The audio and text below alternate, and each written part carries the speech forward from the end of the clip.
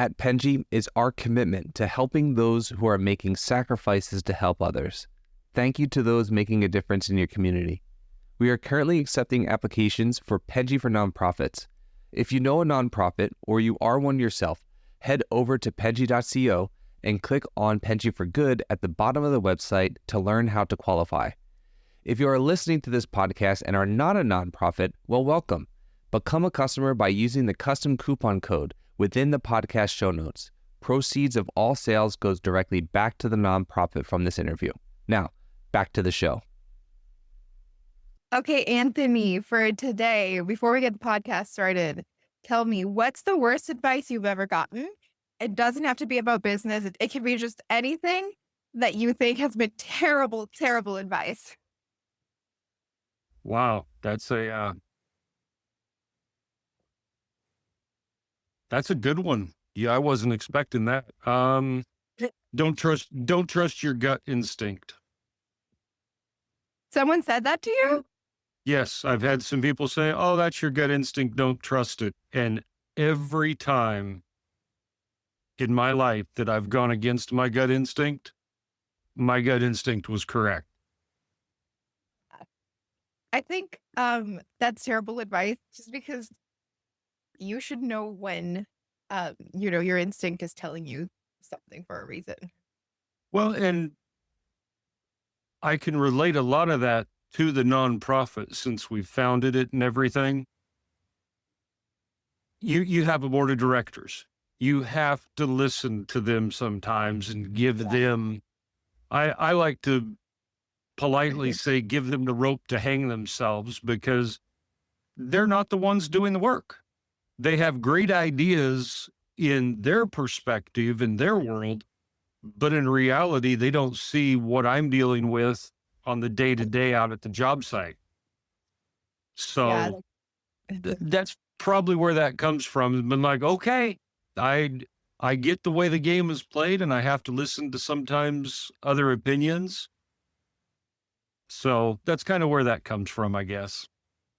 Yeah, it's true. And I think that's a great way to get us started on the podcast. Guys, welcome to Unified Purpose. You guys know what we do here. We talk about inspiring tales of compassion, of resilience, and of community spirit. You know me, I'm the host, Daniela, and I'm Penji's partnership coordinator. And we have a great episode for today. We have an amazing guest, Tony Roberts from Steadfast Veterans. Hi, Tony. Hello, how you doing? We obviously got the ball rolling a little bit and have been talking, but I want you to introduce yourself and tell everybody watching about what you guys do at Steadfast Veterans to kind of get us started for everyone who's not familiar with what you do to get an idea. This has turned out to be my retirement career, building homes for homeless veterans. While I was working as a contractor for the city of Indianapolis dealing with debris removal, I also maintained what was called the land bank homes for the city of Indianapolis.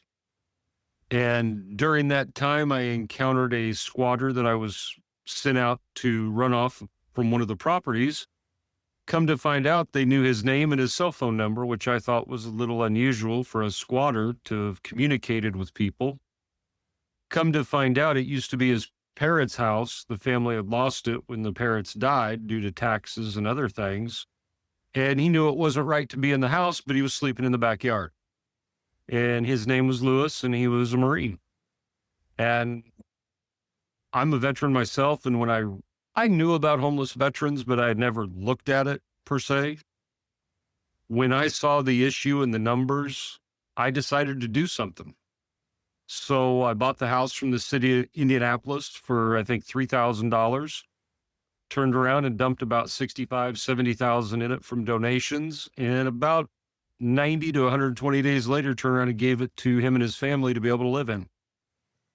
And from that point forward, I've wanted to take care of addressing the homeless veteran issue in our country.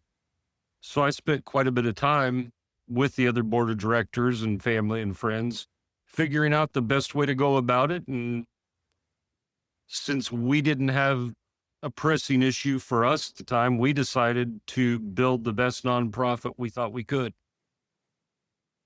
I'm I'm really curious about this topic, Anthony, because I'm not American. I don't live in the States. Um, and I've heard that, like there's a lot of veterans kind of when they come back from war or they come back from like service or whatever in the US, they struggle with getting jobs and homelessness. My question to you is, I'm not familiar with the military system in the United States, but I don't understand why this happens. Like, where does this issue come from that so many people are kind of left hanging in the air once they're back to being civilians? Boy, that is a loaded question. Uh, Sorry. First part, while in the service, very structured. You know what time you wake up, you go to bed, you eat breakfast, etc. You know somebody else has decided your daily schedule. You do not decide it. They tell you when to jump, how high, and how often. That's the basics of that. The other part is the military enlisted and officer people, they're all volunteer now. We got rid of the draft many years ago. I think the last member of the draft got out 15 years ago, 10. Don't hold me to that. That's just a vague memory. So everybody that's there is there for a choice. And there's some that want to travel that join for that. But quite honestly, I think the majority of people that sign up to serve their country, hey, it's a duty of service. They have an obligation themselves. A lot of them are doing it for the education benefits. And I think they go in there thinking more about the education than what could happen to me while I'm in there. That happens here in El Salvador with priesthood. We have a lot of we have a big Catholic community. A lot of people go into to study to become nuns and priests because of education too and housing. Yeah. Yeah. Well, I mean, think about it. If you're a very good example is I went to, while I was a contractor for the city, one of the guys who worked there was a Marine, had a TBI, traumatic brain injury. And during the time there, his mother passed away. So we all decided to go down and support him for his mother's funeral. Now, mind you, I was born and raised in Indiana. I'm not blind to what goes on here. The town that Marine was from, it had a one pump gas station store. It would have been an old general store for most people back 50, 60 years ago. The nearest Walmart for them was over an hour away. And I started thinking about this. I'm going, Way convenient. well, I asked him, I said, where does everybody work here? Oh, they work at a plant about 45 minutes away. And I said, how easy is it to get a job? Oh, you got to be on a waiting list. So I'm starting, that's what I would call our working poor class that we have in our country in some areas. This kid gets out of high school, wants to do something, doesn't want to just sit at home and do anything. Military recruiter comes in and says, hey, we'll give you room, board, health care, 4 weeks vacation, and we'll even train you in what you need to do. What do you think those kids jump on the bandwagon? Yeah, they're just going. Yeah. So that's one reason they go in. A lot of them, they do it because their parents. I went in because my grandfather on both sides served in World War II. My mother's father actually survived the Battle of the Bulge in the Army. Wow. He went in the Army with jet black hair, two Purple Hearts, shot in the head, came home with white hair. Yeah. I think the reality that there are some service members, they make bad choices. I want to be honest. But there's also regular people that are homeless that have made bad choices also. So there's that part. The other part is when you get out, you're used to that structure. You don't fit in the 9-to-5 world. You don't fit in with the micromanagement people that, the big fish in the little pond scenario, you don't put up with it. If it looks like a duck and quacks like a duck, they've called it a duck for many years. And in the outside world, they call that a manager. So that's one reason I feel they don't fit in. And then you have people that have been in roles that have never served, follow orders. They have a personal issue with what the military does because what they see in our media and around the world, they seem to forget that nobody in that military chose to go do some of the things they did. They were told to go do them. And I think that's where people lose track of, you may not like what the commander-in-chief does, but he's the commander-in-chief for a reason, and he gives orders, and it's your job to follow him. Yeah. I feel like a big military kind of thing is to not question things and to just follow orders. I understand that perspective of military, because if you're in the middle of a war in a battle, you can't really be having a debate of whether the ethics or the logistics or an opinion of something. But I can understand how sort of having that mentality in the real world, outside of that military and mindset can be difficult to sort of adapt to.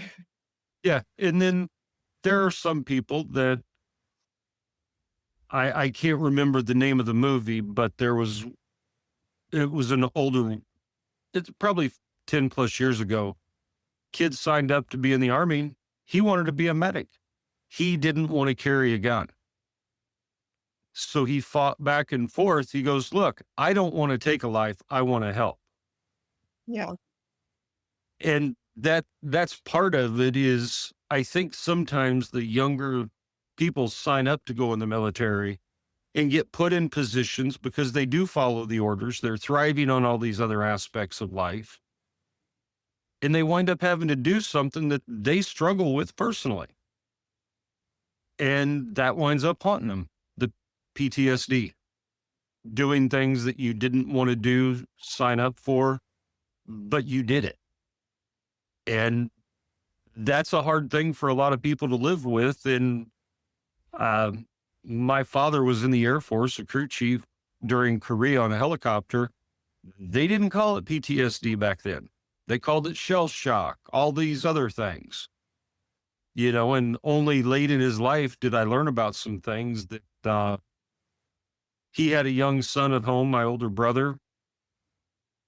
He watched the pilot of his helicopter shoot a small child approaching the helicopter. The pilot made the right decision because the parents had put a bomb on the back of the child to try to take out the helicopter. That set my father off on a life of dealing with PTSD that he never even understood. So that's a good example of somebody who's in the Air Force, being a mechanic, witnessed something that dramatically changed the course of his life, his family's life, and his children. Yeah, I think we don't talk enough about trauma and how much it's going to influence the way that you interact with the world. It happens on a smaller scale with things like how your parents raise you, or it happens too for more mundane things. What I mean, I can't imagine having to witness something like that, or even being the person who I can't imagine what it must have felt like for the pilot who had to shoot a child. um and having to translate that into sort of moving on and then just having to live your day as if nothing happened. That's impossible. Well, and that's where I think when they come back, all the veterans are processing with something like that in some way, shape, or form. And then there's a lot of them that get physically injured. Well, let's take pain medicine. Let's do this. Well, we all know there was an opioid epidemic that doctors were prescribing opioids like crazy. Here, take your oxy, take your oxy. Well, yeah, that put the pain away. Then what did that do? That created an addict on the other hand. Then the addict couldn't go to work. The addict lost the job. The addict snapped at his wife, snapped at his kids, loses his wife and marriage. Now he's sitting on the side of the street, homeless, no income. You see how it's just a vicious circle? Yeah, it's just a bunch of problems that one on top of the other. Well, and Complicated. something I always make sure to tell people, because I've done quite a few speaking engagements, and people will say, well, what are you going to do if? I don't live in the ifs. My mentality is if we provide a standalone 1-bedroom, 1-bath home for a veteran to call their home, taking care of them mentally, physically, holistically will come. But if you don't have that roof over your head, you don't know where you're going to take a shower or cook your meal. Can you really heal mentally? No, you never can. There are some that I would be kidding if I said no veteran will never overdose in one of our homes. I can't tell you that. I would hope that by providing that home and all the community amenities that we're going to wind up offering, they would see the light not to do that. But, you can wish all you want. You can't control a lot of things. Yeah. No. And the other thing I do point out, to make it short and sweet, I think the military needs to do a better job on transitioning service members out of service. I think they could do a better job. And I think some of the veterans that are in the homeless situation, that I don't even think they know a good number of how many homeless veterans we have. It fluctuates between 50 and 60,000 when they count in January every year. But I also don't think it properly reflects the number of female homeless veterans we have in our country. Because if you just break down the numbers statistically, if you have X number of men in the military and X number of women, my mind would say there should be a proportionate number of both genders homeless. Yeah. And then And you're seeing there's, female. sorry, go ahead. No, I was asking if you don't see females in the numbers.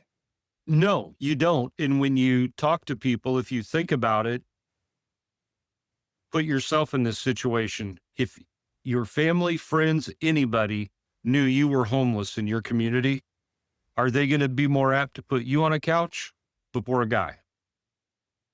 Probably, yeah. Right. So they're still homeless, and they're should be counted that way, but they're couch surfing. They stay at one friend's for 2 to 3 weeks, or somebody says, hey, I'm going on vacation for 6 weeks. Can you stay at my house and take care of it? So they never hit the statistics of that aspect. Yeah. I have a question because, okay, so I'm from El Salvador. Over here, we have a lot of homeless problems in general, a lot of poverty, and that kind of makes a lot of programs for housing very popular. What has happened in the past is that there have been numerous nonprofits that have tried to do that kind of like building houses for people thing. But we've run into the issue in this country of providing housing for someone and then that person drowns because they don't know what to do with it. They don't have the money to keep up with this house. They don't have a lot of the people that a lot of nonprofits provide housing for here tend to be of low income, and don't have access to education and things like that. So they struggle with the finance of it. They struggle with a lot of different things. And sometimes people have come out and said that getting this house was the worst nightmare that they could have had because it gave them a lot more problems than when they were living in like the street or something. I wonder if this happens to you as well, because I think it's a very common problem with the model of providing housing for people. Well, I kind of equate the scenario you just described. You can give somebody a car, but Yeah. if they don't know how to change the oil, check the air pressure, or better yet, that there's a door on one side with a cap on it, you have to put gas in it every time you drive it. If you don't teach them that aspect, you can't expect them to keep the car running in good condition for a long period of time. What we do, when I told you we took some time to build what I felt is one of the best nonprofits, if you look at the homeless veteran, there's two aspects of it. There's the housing issue and what we call the wraparound services, emotional, physical, financial, and addiction, where they address all those. You would be shocked at how many of the groups that provide wraparound services do not provide housing. Oh, let's let the private landlords take care of that. Let's do this, that.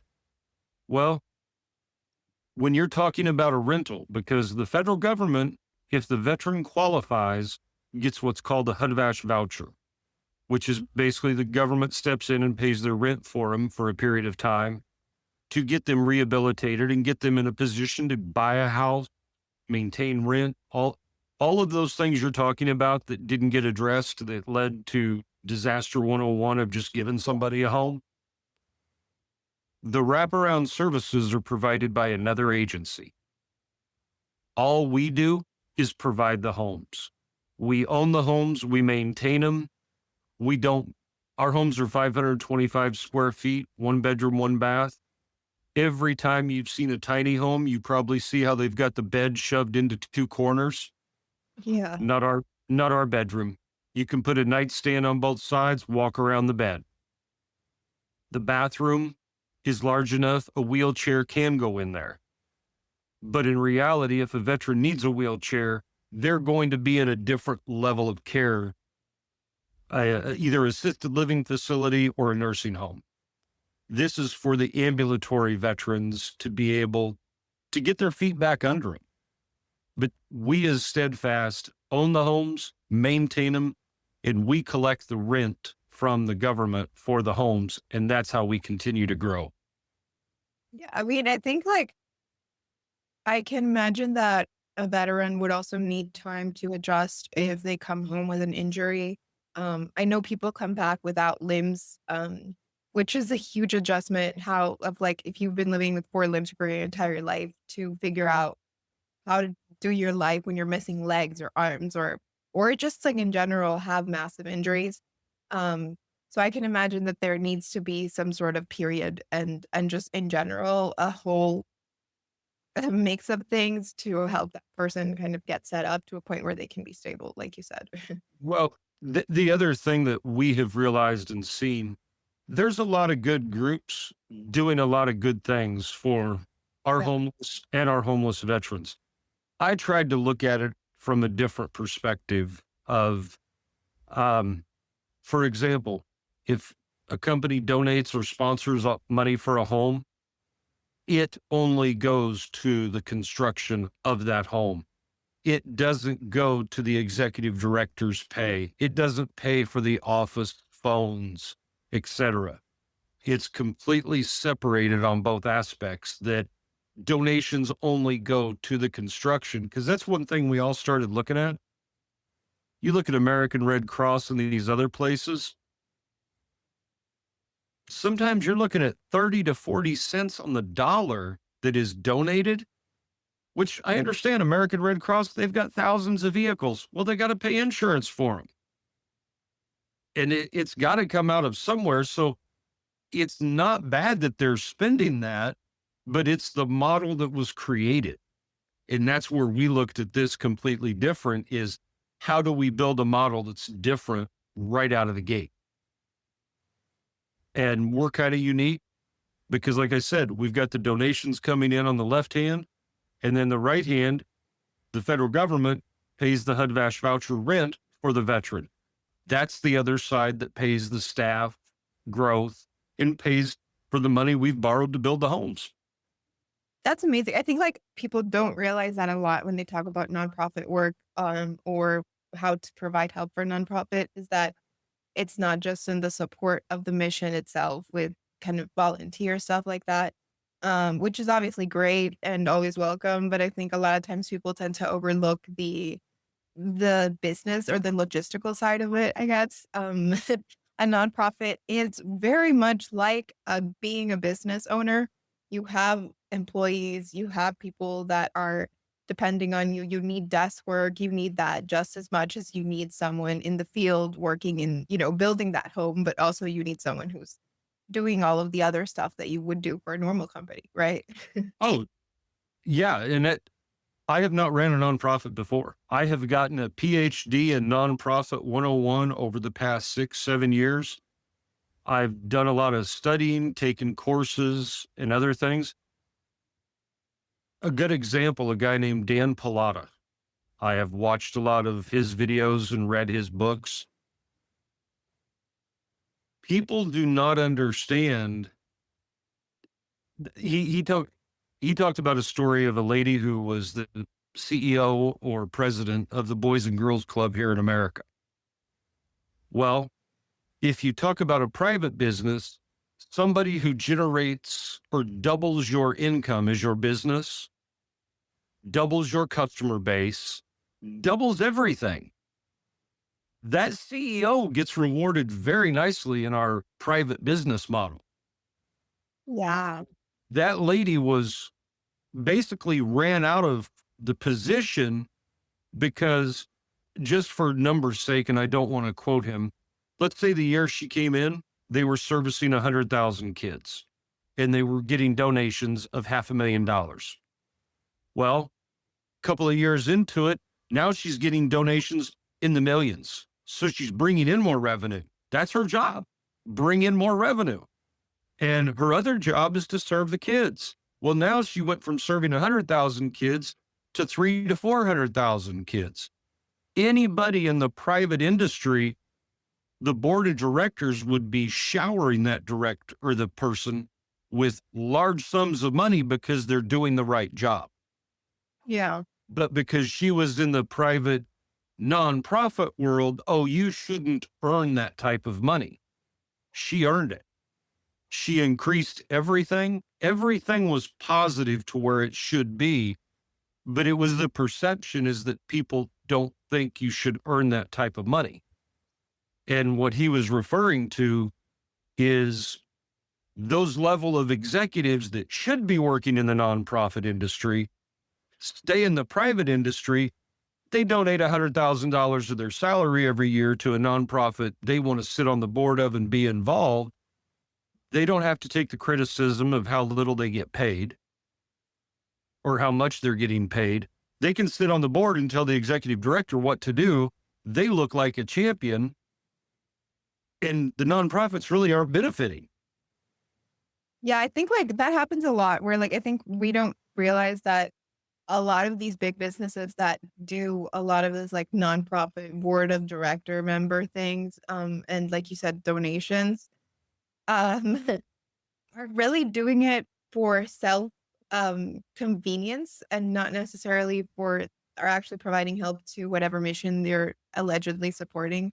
I know of that. That happens a lot where like, like they'll, like you said, put a lot of money, but then not concern themselves with anything. Or like you said, if it were like a private business and you had like a really good employee working in a private business, it would be a completely different treatment than if it's for a nonprofit. Um, Also, I think we tend to overlook the reality that a lot of these companies can write these donations off as tax. A lot of them can do it for taxes and PR because it's great for PR if you're a big company to say, "Oh, we regularly donate to blah blah blah." Um, and like we are a sort of a part of this nonprofit, and it's going to be great for your marketing. It's going to be great for like the promotional stuff, and you can write it off into taxes. But at no point in that conversation is the nonprofit in question being addressed. It's just helping this other business that's already big grow more, if that makes sense. Well, I reached out to some American manufacturers for insulation. None of them were interested in helping. I reached out to a German company that has a manufacturing plant here in Indiana called Noth Insulation. I was shocked. They're donating all the insulation for all 17 of our homes.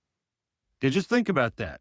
A German-owned company sees the need for helping U.S. veterans.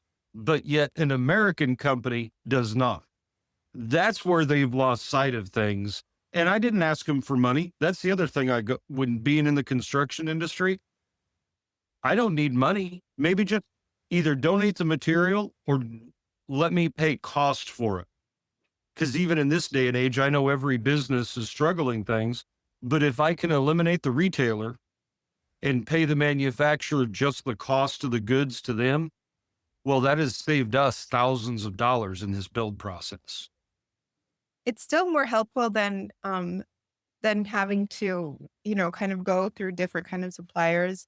And I think what can be kind of frustrating about a lot of companies is that I can understand if you're a business that is small, growing, struggling to do something like this and can't provide stuff in a large scale.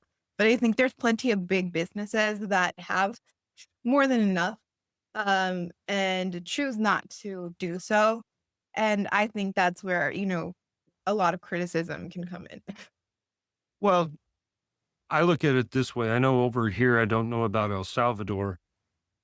Every April 15th, you hear people crying and moaning that they don't want to pay their taxes. But none of them think about it till next April 15th. Choose where you spend your money. Yeah. If you can choose where you spend it out of a business's perspective, look into some different nonprofits. Take advantage of it. You're not going to completely get out of paying taxes, period. But I often say, would you rather give a check to the US government for $1 million in taxes where you have no say over what happens, which I'm sure you've caught wind of some of the stuff that's been going on up here lately. Yeah. They're finding that it's just being waste, or maybe you donate 750,000 to other people. You're still paying that $1 million, but you only give them 250,000, and now you have control where it goes. And what it's being used for. Yeah. Exactly. And I think sometimes people get in the middle of personal finances and work. They don't want to mess with it. They don't even want to take the time to go find them. They just would rather write the check, be done, because they want to make that money. Yeah, I think like it's complicated. I think in capitalist societies, and I think businesses in general, when they're considering growth, they tend to lose sight of values because I don't think it's like an American thing or a thing in like a countries. I just think it's like the kind of hustle culture that exists with growing a business, and like a constant competition that is happening with all the other people that are also trying to grow their business and get rich. Um, and that kind of clouds visions. And then I think as businesses continue to grow and more people join the company and like more stuff like that happens, they tend to lose sight. And then it sort of snowballs into things like this. Yeah. And it is, I agree with you completely. I understand how we get here, but Yeah. one part that has just blown me away is the construction industry, in my opinion, and has guilty of one major problem. Well, why do you do that? It's how we've always done it. But does that mean it's with the technology we have now, is that the best way to do it? Oh, I don't know. That's just the best way we've been doing it. And that's the way I'm going to run my business. Yeah, people are I think that happens with a lot of industries. I think people are very kind of reluctant to change or do things because they're not used to it. Um, but I think it's always important to check yourself. It's always important to check what's going on around you. There's people who have more control, more power, more privilege than others, right? There's a lot of inequality. There's like people who can do more, and there's people who can do nothing. There's people who can do very little. Um, Depending on the position that you are in, the money that you have, like there's a lot of different factors. And I think you should always try to keep those things in mind, keep those things present, and think about what you can do with what you have to help someone else. Even if it's just opening the door for someone in the street and that's all you can do, it's going to make a difference than choosing to be blind and do nothing regarding a lot of different issues. Um, and I think stuff like helping with housing, like you said, is probably something that feels really big, but there are things that everybody can do that are not necessarily going to be like going in and building the house yourself, like you said. Well, and the other thing I've realized, the hardest nonprofit to start and run is a housing one, Yeah. because I had a good friend of mine. He and I were talking in the early stages, and he just started laughing at me, and we've known each other for 20 some years. And I said, "What's so funny?" He goes, "You're so stupid. You think you started a nonprofit." He goes, "You're a real estate developer. Quit kidding yourself." And I sit there and I thought about it. I'm like, yeah, he's right. I I'm a real estate developer that's winding up helping homeless veterans. All of the other real estate developers are more interested in how many lots can I get out of this area and how much money can I make. Yeah, and like, I mean, obviously a real estate developer is going to be more focused on who is the most, the person's going to pay me more for this lot, right? Well, and I did something unique is when I was dealing with the city for the approval, the battalion fire chief for the area came to me because there was debate on whether the road needed to be wider for the fire engine to fit down it. And I really was not looking forward to it because the road itself could have cost me well over $100,000. In talking to him, he goes, "There's a new fire sprinkler thing we could put in that I would really like to see you do. And if you put it in, we can leave the road that's here." I was like, "That's a fair trade." But I joked with him and I said, "Every time I've heard the word fire sprinkler together, all I see is dollar signs." Yeah. Come to find out, this new fire sprinkler system, it's really not new. It's just a different application of it designed just for residential stuff or residential homes. Doesn't hardly cost me anything more to put in. If you look at the total cost of the home, it's not even 1% of it to have fire sprinklers. And I learned the other day, I'm the first home builder in the state of Indiana to willingly put fire sprinklers in the homes. That just blows my mind. Yeah, I think like we should probably be more concerned a lot of times with safety, well-being, overall comfort over financial gain. Unfortunately, we live in a world where I think money goes first and everything goes second.